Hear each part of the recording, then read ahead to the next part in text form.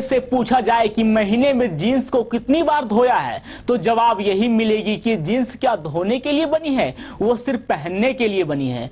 तो ऐसी जवाब के साथ हम आपको बताने जा रहे हैं कि जींस को लेकर एक अनोखा सच जिसे जानकर आप खुश हो जाएंगे।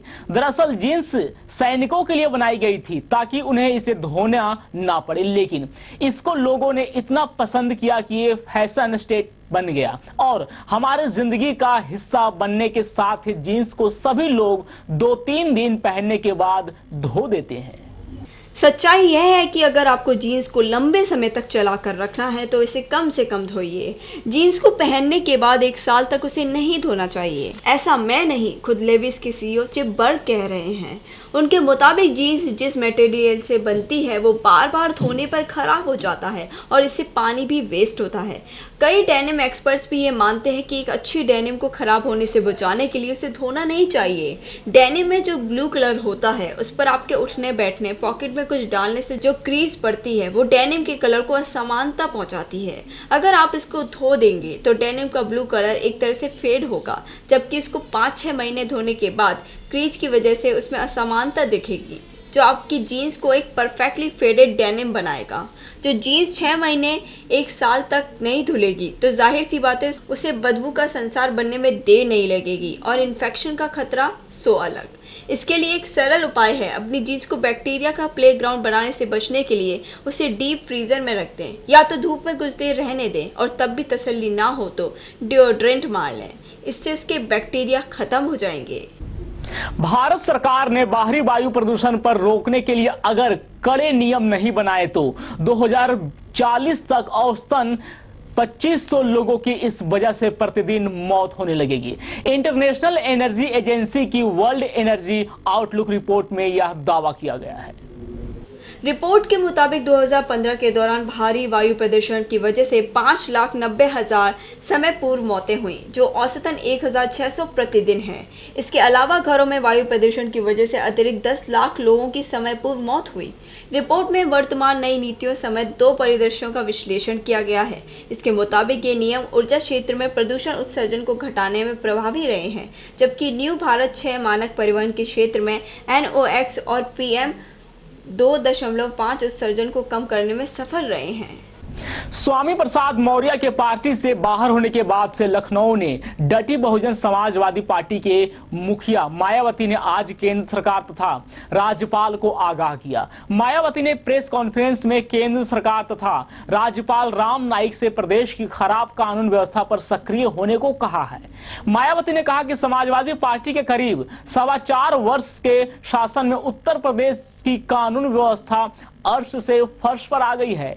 यहां पर तो गुंडे बदमाश अब पुलिस पर ही हमला कर रहे हैं, पुलिस कर्मियों की हत्या की जा रही है, उनके हथियार छीने जा रहे हैं, लेकिन सरकार कुछ नहीं कर रही है। मायावती ने कहा कि समाजवादी पार्टी का गुंडों और माफियाओं से बड़ा गठजोड़ है। इस पार्टी में इतने गुंडे हैं कि अगर इनको पकड़ा गया तो प्रदेश की जेल भर जाएगी, प्रदेश की सभी जेल छोटी पड़ जाएंगी। फिलहाल तो ये सरकार गुंडों और माफियाओं पर लगाम नहीं लगाएगी। अगर ये सभी गुंडे और माफिया जेल चले गए तो समाजवादी पार्टी ही खाली हो जाएगी। मायावती ने कहा कि अब तो प्रदेश में माफिया राज के कारण हद हो गई है। अब तो राज्यपाल राम नाईक और केंद्र सरकार को संवैधानिक जिम्मेदारी निभानी होगी। उन्होंने मांग की है कि समाजवादी पार्टी को बर्खास्त किया जाए। इसके शासनकाल में बदमाश पुलिसकर्मियों की हत्या कर रहे हैं।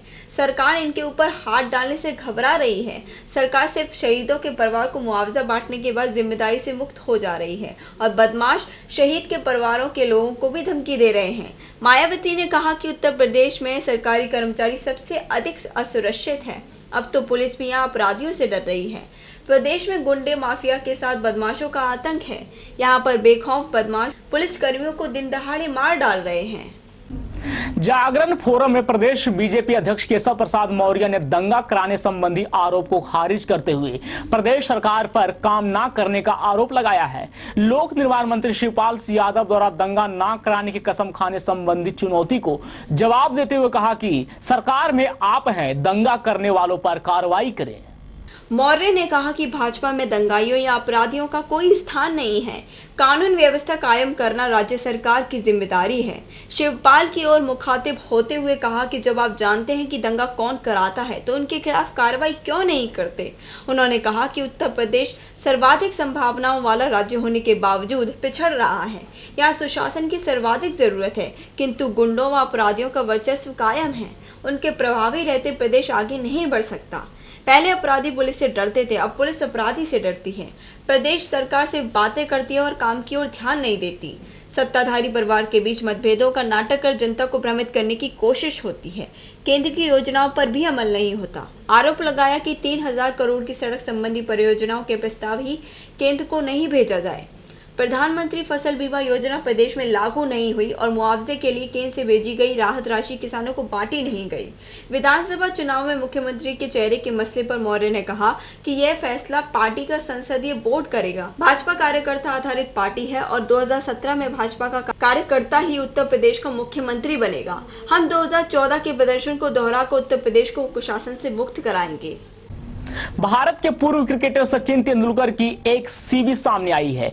पूर्व भारतीय क्रिकेटर सचिन ने यह सीवी 15 साल की उम्र में बनाई थी। उन्होंने 28 साल पहले अपने स्कूल क्रिकेट के दिनों में इसे बनाया था। सचिन की साइन वाले इस सीवी को portal the ring side view ने जारी किया है। 60 पन्नों की सीवी में सचिन ने विनोद कांबली के साथ की गई 664 रन की पार्टनरशिप के अलावा अपने बारे में कई जानकारियां दी हैं।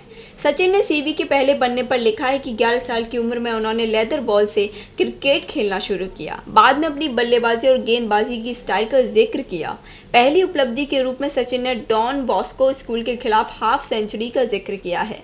चौथे पन्ने में सचिन की 13 साल की उम्र में हासिल की गई उपलब्धियों का जिक्र है। इसमें बताया कि 1986 से 87 के दौरान उन्होंने 2 दोहरे शतक समेत 9 सेंचुरी जड़ी और 27 विकेट लिए। इस सीजन में उन्होंने 2336 रन बनाए। सीवी के आखिरी पन्ने पर सचिन ने 1987 से 88 सीजन में किए गए प्रदर्शन का जिक्र किया था। अब आप भी देखिए सचिन की वो सीवी।